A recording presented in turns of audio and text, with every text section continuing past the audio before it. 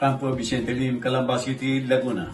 Timbog ng dalawang itinutuloy na high-value individuals na mag-live-in partners sa ikinasang bypass operation sa Barangay Santa Clara sa lungsod ng Batangas noong Huwebes ng madaling araw, Mayo 21.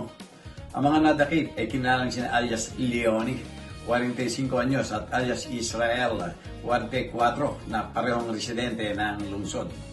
Ayon sa ulat ng Batangas City Police Station, nakumpiska ng City Drug Enforcement Team sa mga suspect ang 42 heat shield transparent plastic sachet na naglalaman ng hinihinalang shabu na may timbang na 209.74 na gramo at tinatayang abot sa halagang 1,426,232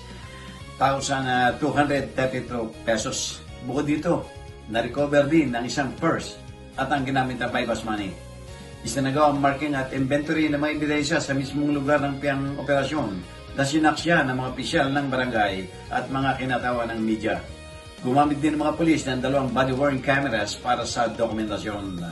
Ipinahayag ni Police Brigadier General Hensel Marantan, Regional Director ng Piaro Calabarzon, na ang operasyon ay bahagi ng mas pinalakas na kampanya ng Philippine National Police laban sa illegal na droga sa ilalim ng focus sa agenda ng PNP Chief General Jose Melencio Nartates Jr. Nasa kustodiya na ng kapulisan ng mga suspect at tinahanda na ang mga kakulang sakdal para sa paglabag sa Section 5 and 11, Article 2 ng Republic Act 9165 na isasampa sa Office of the City Prosecutor ng Batangas City. Jojo Cesar magsumbong ulat para sa journalnews.com.ph.